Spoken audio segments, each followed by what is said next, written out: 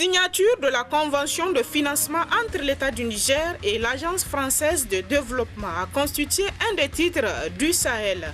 Le Sahel rapporte 6,5 milliards de francs CFA qui sont en soutien aux 10 communes des régions d'Ottawa et Tillabéri de la zone des 3 frontières. Le ministre des Finances, M. Ahmad Djidoud, et l'ambassadeur de France au Niger, son Excellence Alexandre Garcia, ont procédé à Niamey à la signature d'une convention de financement entre l'État du Niger et l'Agence française de développement AFD pour le projet pilote d'opérationnalisation du Nexus Urgence Development dans la zone des 3 frontières.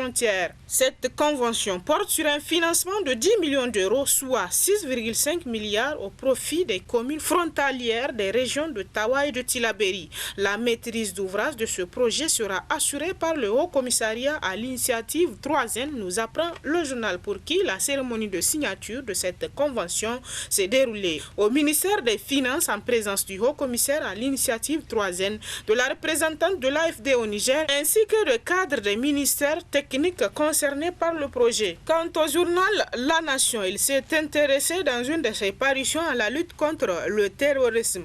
La France donne des gages à ses partenaires sahéliens, écrit dans ses titres Le Confrère. La ministre française de la Défense, Mme Florence Parly, était en début de semaine au Niger et au Mali afin d'expliquer la nouvelle stratégie de son pays dans le cadre de la lutte contre le terrorisme. Une visite qui, selon Le Confrère, s'apparente à un gage de bonne volonté face aux velléités de certains pays d'Afrique de l'Ouest, notamment la Guinée et le Mali, de se tourner vers des horizons militaires russes afin de mieux résister aux attaques djihadistes. Pour rassurer des partenaires dont les opinions publiques sont de plus en plus critiques, la France entend adopter une nouvelle posture à travers la task force Takuba, écrit toujours Le Confrère, qui ajoute que la ministre française des Armées a annoncé lors de sa tournée sahélienne que son pays allait réorganiser son engagement aux côtés de ses alliés de la sous-région dans le cadre de la lutte contre le terrorisme. Désormais, selon elle, la France entend d'une part passer d'une opération militaire à un dispositif de coopération à travers la task force Takuba qui sera basée à Niamey et d'autre part de créer les conditions d'un partenariat renforcé avec la mission de formation de l'Union européenne au Mali. Florence Parly a également confirmé la réduction des effectifs de la force Barkhane qui va passer de 5 000 hommes aujourd'hui à 2 500 ou 3 000 d'ici 2023. Nous apprend toujours Le Confrère qui poursuit que la France entend favoriser la montée en puissance des armées sahéliennes au sol, ce qui constitue un gage de plus de résultats dans le cadre de la lutte contre le terrorisme pour une meilleure compréhension auprès d'une opinion publique qui reste sur sa faim. La lutte contre la corruption, Bazoum Mohamed, grand diseur, petit faiseur, a constitué un des titres du journal L'Enquêteur. L'enquêteur qui rapporte que les faux semblants de la lutte contre la corruption que mène Bazoum Mohamed accrédite l'adage selon lequel les grands diseurs ne sont pas les grands faiseurs. Le chef de l'État privilégie le verbiage stérile à l'action décisive, écrit le journal, pour qui il serait tout à fait indiqué de rappeler ce passage du discours d'investiture de Bazoum Mohamed. La meilleure façon de lutter contre la corruption est de sévir contre ceux qui s'en rendent coupables. Mon credo sera de miser principalement sur la pédagogie de l'exemple en ne tolérant d'aucune façon le principe de l'impunité. Ainsi, je serai implacable contre les délinquants.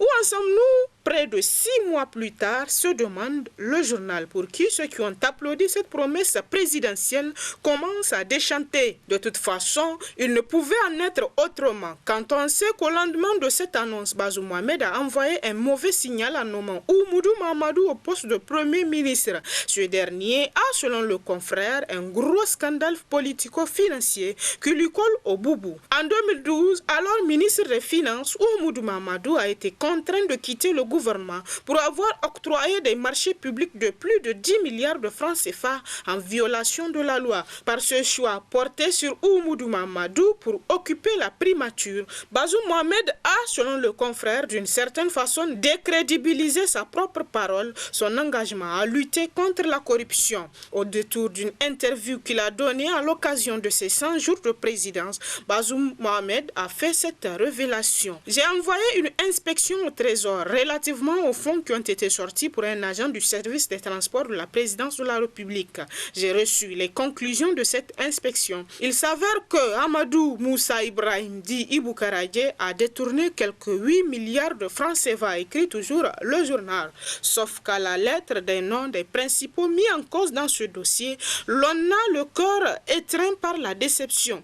Tout laisse croire que ce dossier est bidonné. C'est du moins le sentiment général au sein de l'opinion publique nationale. À Paris Boukaradje et quelques cadres du Trésor national, le banc des accusés ne compte que des lampistes, plantons et autres fonctionnaires subalternes. Il y a fort à parier que dans cette affaire, la montagne risque d'accoucher d'une souris. Aux yeux de plusieurs observateurs, Bazoum Mohamed donne une impression trompeuse en jurant de s'attaquer à la corruption. Pour nombre de Nigériens, le chef de l'État est dans la diversion. Il n'a aucun besoin de diligenter une inspection générale d'État pour convaincre ses administrés de sa volonté d'éradiquer la corruption. Il existe, selon le journal, des dizaines de dossiers de scandales financiers, dont le plus récent est celui des marchés publics truqués du ministère de la Défense nationale, qui ne demande qu'à être dépoussiéré. Puis, à la une du courrier cette semaine, on peut lire « Politique. Bazoum Mohamed est-il une marionnette pour Issoufou ?» s'interroge en gros le journal. C'est le sujet qui est au cœur des discussions politiques dans les salons fêtrés et les fadas sur l'étendue du territoire national.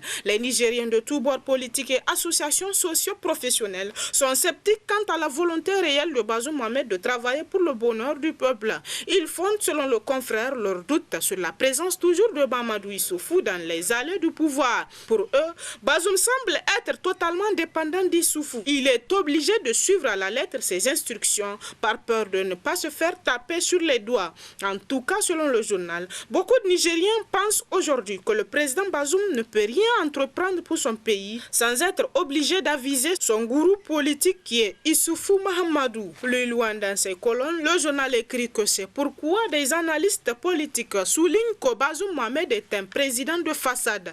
La réalité du pouvoir est entre les mains d'Issoufou Mahamadou. C'est lui qui contrôle l'Assemblée nationale avec Kalla Ankoraou comme premier vice-président de l'institution. Il contrôle aussi le gouvernement dont Oumoudou Mahamadou est le chef avec des ministres qui ne pourraient avoir d'autre choix que de rendre compte à Issoufou. Il cite volontiers Abba Issoufou, Al-Kassoum Indatou, Al-Kashalahada et Madame Oje Adiza, dont le mari est l'ami intime du Premier ministre.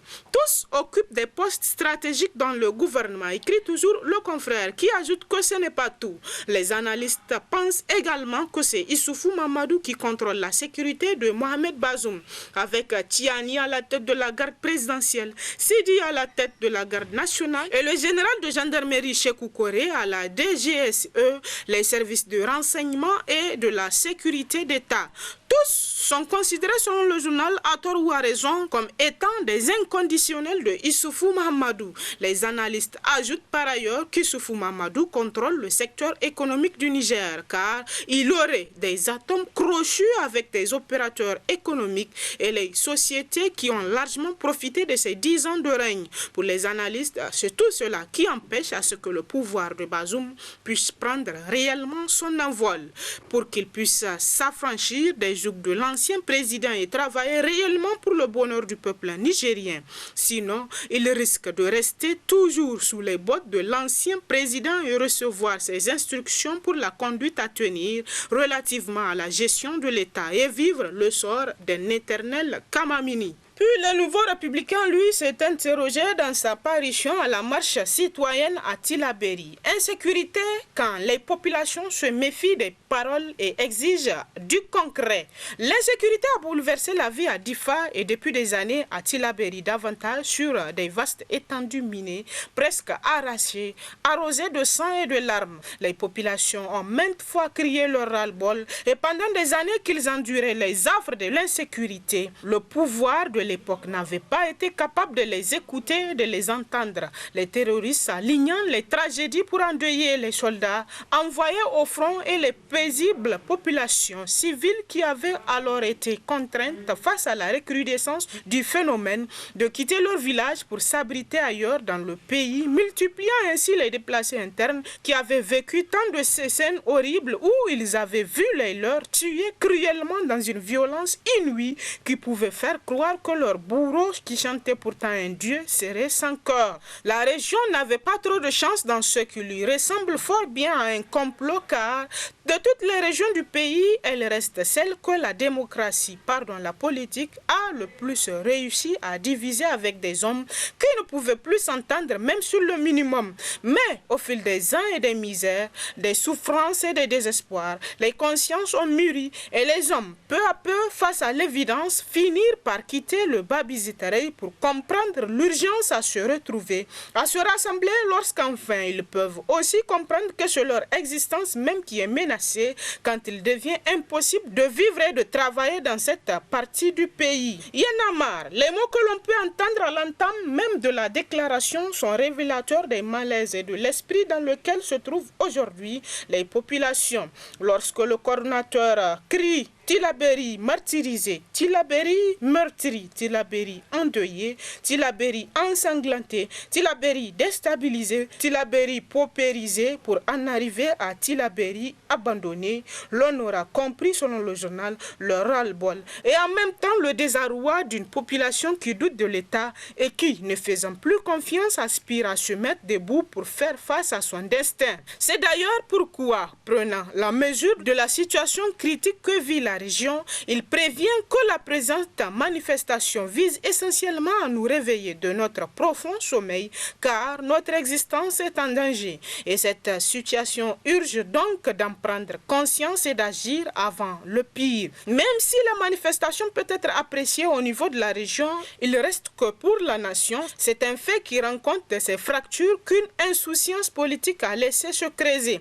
C'est donc un signe fort selon le journal, mais bien triste pour la nation qui peut ainsi découvrir par un tel acte isolé toute la fragilité dont elle est désormais faite lorsque par leur maladresse ceux qui gouvernent depuis 10 ans ne peuvent pas consolider la nation dans l'oubli de ses frontières ethniques et régionales. Cela est aussi l'héritage d'Issoufou, écrit toujours le confrère. Un pays émietté, douloureux à vivre dans les sillons tracés des différences qui le composent par sa sociologie différenciée et sa configuration ethnique plurielle. Jamais les réflexes identitaires ne se sont aussi exposés que sous le régime d'Issoufou et depuis, les regroupements régionaux, voire régionalistes, devenus normaux, ne dérangent personne, écrit toujours le confrère. Puis à la une de la lettre des citoyens, l'on peut lire la 56e édition de la cure salée. Bazoum Mohamed était au rendez-vous d'Ingal. Nous apprend dans ce titre le journal. Les festivités dans le cadre de la 56e édition de la cure salée ont été démarrées comme prévu le 17 septembre 2021 et été clôturées le 19 septembre 2021. Le président de la République, son Excellence Bazoum Mohamed, avait pris part à cette fête de grande retrouvailles d'Ingal sur le pâturage salé de la plaine de l'Iraser entre nomades et sédentaires venus des 4 coins du pays. Accompagné par une forte délégation, le président de la République, son Excellence Bazoum Mohamed, a été chaleureusement accueilli à Agadez comme à Ingal. Dans les deux localités, l'ambiance était à son comble. Le thème retenu cette année pour cette 56e édition de la cure salée, édition 2021, est la cure salée, acteur de la consolidation de la paix pour une mobilité pastorale durable et un développement des chaînes de valeur. Le journal rappelle que l'écrasante majorité des Nigériens ont suivi cette importante rencontre annuelle des pasteurs et agriculteurs à Ingala à travers leur petit écran. Et c'est l'essentiel de l'actualité à travers les journaux cette semaine. Très bonne lecture et à la semaine prochaine, Inch'Allah.